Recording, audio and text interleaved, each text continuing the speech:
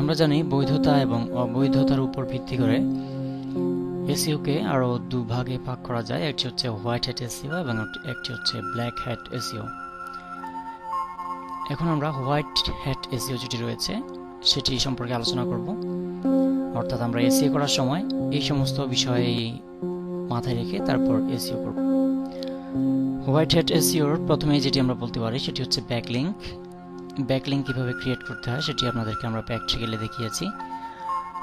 তো আমরা যত পরিমাণে ব্যাকলিঙ্ক তৈরি করতে পারবো আমাদের ওয়েবসাইটের জন্য ততই মঙ্গল। ব্যাকলিঙ্ককে ইনকামিং লিঙ্ক বা ইনবাউন্ড লিঙ্কও বলা হয়। তো তার পরবর্তীতে যেটি রয়েছে তা হলো আউটবাউন্ড লিঙ্ক। লিঙ্ক হচ্ছে আপনার ব্যাকলিঙ্কের সম্পূর্ণ উল্টো। এটি হচ্ছে আপনার ওয়েবসাইটে অন্যান্যরা যারা কমেন্টস করে তাদের ব্যাকলিঙ্ক ক্রিয়েট করেছে, সেটি হচ্ছে মূলত আউটবাউন্ড লিঙ্ক। তো হোয়াইট এসইওর আরেকটি গুরুত্বপূর্ণ বিষয় হচ্ছে ইন্টারনাল লিঙ্ক। ইন্টারনাল লিঙ্ক কি জিনিস সেটি দেখুন। লক্ষ্য করুন, সে একটি আর্টিকেল লিখেছে কিন্তু আর্টিকেলের ভেতরে সে তার পোস্টের আরেকটি লিঙ্ক দিয়ে দিয়েছে। এখানে দেখুন, এখানে একটি, এখানে একটি।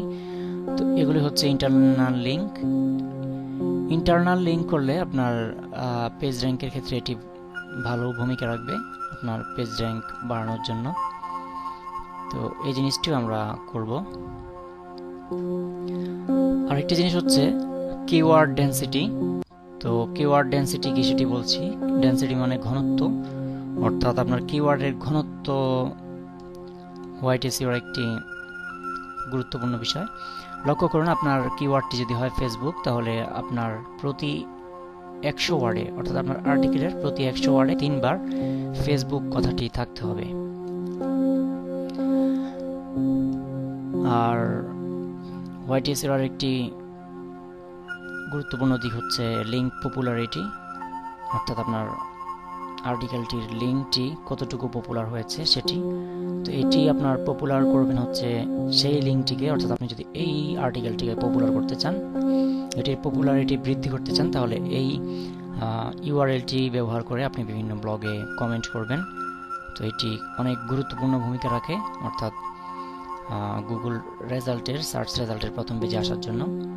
তো আরেকটি জিনিস লক্ষ্য করুন, এই যে ওদের হেডলাইনটি কিভাবে দেয়া, আপনিও আপনার হেডলাইনটি ঠিক একই ফরম্যাটে দেওয়ার চেষ্টা করবেন। এবং চাইলে আপনি আপনার যে কিওয়ার্ডগুলো রয়েছে, ধরুন ফেসবুক, তো আপনি প্রতিটি ফেসবুককে হাইলাইটেড করে, অর্থাৎ বোল্ড করে দিতে পারেন। তো এক্ষেত্রে লক্ষণীয়, আপনি ফন্ট সাইজ একই রাখবেন, শুধুমাত্র শুধুমাত্র কিওয়ার্ডটিকে বোল্ড করে দিবেন। তো এইভাবেই আপনি হোয়াইট এসইও করবেন এবং সফলতা লাভ করবেন। ধন্যবাদ।